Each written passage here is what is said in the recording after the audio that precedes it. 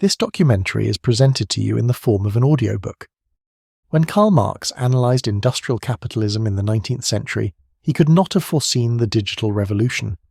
Yet his framework for understanding how capitalism operates offers startling insights into our technological landscape. The machines have changed from mechanical looms to algorithmic systems, but many of the economic relations Marx identified persist in new forms. Today's tech giants extract value not from physical labour, but from our data, attention, and digital footprints. Silicon Valley operates on economic principles that would be recognisable to the philosopher who never sent an email. What would the theorist who exposed the inner workings of factories make of corporations that mine not coal, but consciousness? What would the critic of commodity fetishism say about an economy where we ourselves have become the raw materials from which profit is extracted? The connection between a 19th century philosopher and today's digital economy appears tenuous at first glance. Yet Marx's critique of capitalism provides a remarkably applicable framework for understanding our platform-driven world. Three concepts in particular, labour value extraction, capital concentration, and alienation, resonate powerfully when applied to the digital realm. This analysis doesn't stretch Marx's ideas beyond recognition or impose contemporary concerns onto historical texts. Instead, we'll examine his actual writings and carefully apply them to our technological present. What emerges is a theoretical framework that illuminates the hidden mechanics of digital capitalism, a perspective that challenges Silicon Valley's preferred narratives of innovation and disruption. For beneath the sleek interfaces and promises of connectivity lie economic relations that Marx, with his analytical precision, would find disturbingly familiar. In the Grundrisse, written between 1857 and 1858, Marx articulates a fundamental insight about capitalism that resonates profoundly in our digital age. He writes, "Capital employs labour. Even this relation in its simplicity is a personification of things and a reification of persons." This observation cuts to the heart of what happens on digital platforms today, where our activities, liking, sharing, posting, searching, are transformed into commodities. Consider how this manifests in Wage, Labour and Capital, 1849, where Marx notes that workers sell themselves piecemeal. They are not a commodity but labour power. On digital platforms, we don't formally sell our labour, yet we perform countless microtasks that generate economic value. Each click, comment and upload constitutes a form of unwaged work that platforms harvest. The user who spends hours creating content on social media, building a following, or writing detailed reviews performs labour that platforms monetize without compensation. Marx's concept of surplus value, extensively detailed in Chapter 9 of Capital Volume 1, provides particular insight here. He demonstrates how capitalists extract value beyond what they pay in wages. In Capital Volume 3, he writes more explicitly, "The specific economic form in which unpaid surplus labour is pumped out of the direct producers determines the relation of domination and servitude. Digital platforms have perfected this extraction. When we tag photos, populate our profiles, or simply browse websites, we generate data that platforms transform into revenue through targeted advertising and algorithmic refinement. The extraction of this surplus value operates with unprecedented efficiency in the digital economy. Every scroll, search, and interaction is captured, analysed, and monetized." As Marx notes in Capital Volume 1, all means for the development of production transform themselves into means of domination over and exploitation of the producers. The digital means of production, servers, algorithms, interfaces, similarly facilitate extraction of value from billions of users globally. This extraction model differs from industrial capitalism in a crucial way: scale. When Marx observed factory exploitation, it was limited by physical constraints. Workers could only be in one place, producing at a certain rate. Digital exploitation knows no such boundaries. A single platform can simultaneously extract value from billions of users across the globe, around the clock, with minimal marginal cost. However, we must acknowledge where Marx's analysis reaches its limits.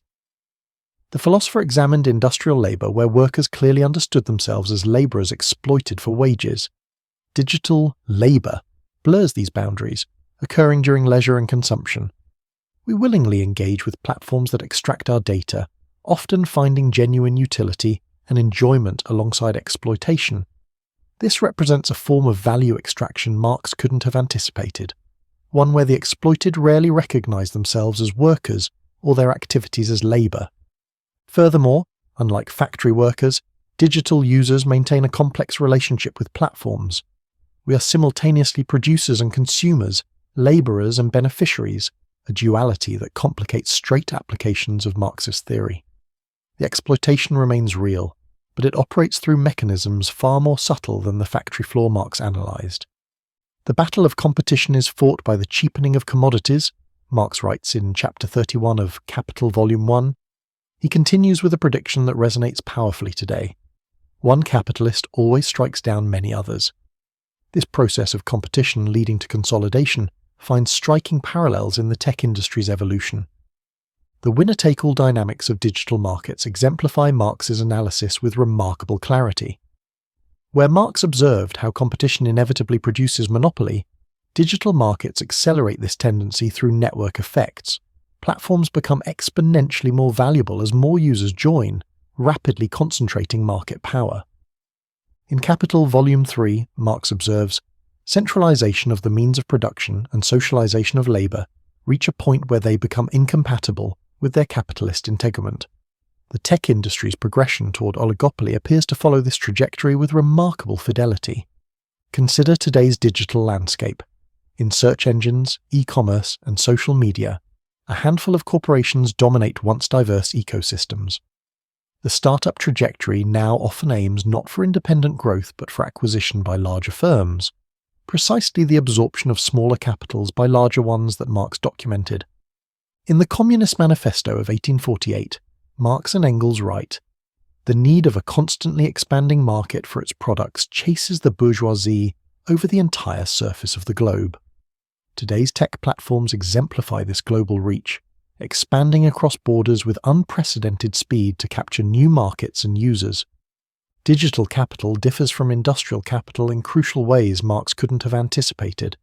The near-zero marginal cost of reproducing digital goods creates unique dynamics. A digital product can be replicated infinitely without additional production costs, creating both intensified monopolistic tendencies and unique vulnerabilities.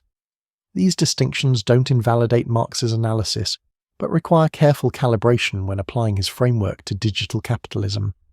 Perhaps Marx's most relevant insights for our digital age come from his early work on alienation.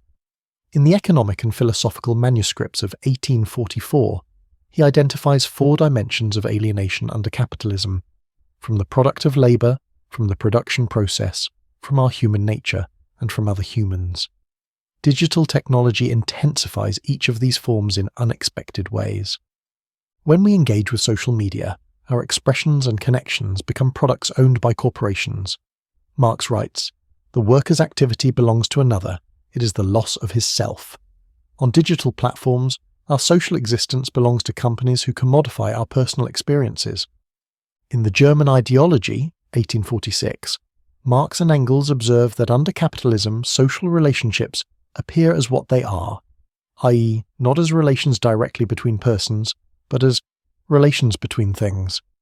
On social platforms, relationships become quantified through metrics, likes, shares, follower counts, transforming human connections into measurable commodities. This connects directly to Marx's concept of commodity fetishism from Capital, Volume 1. Digital platforms perfect this process, transforming social interactions into commodities with explicit exchange values. A human connection becomes an engagement metric. A moment of attention becomes monetizable inventory. When Marx writes that all means for the development of production distort the worker into a fragment of a man, we might consider how digital technology fragments our attention across notifications, updates, and algorithmically chosen content, breaking down our consciousness into monetizable fragments. Yet Marx's notion of alienation presumed clear distinctions between work and leisure that digital platforms blur. People often willingly engage with platforms that alienate them, finding genuine connection alongside exploitation. This represents a nuance Marx's industrial-era framework doesn't fully capture. Platforms simultaneously connect and alienate, empower and exploit.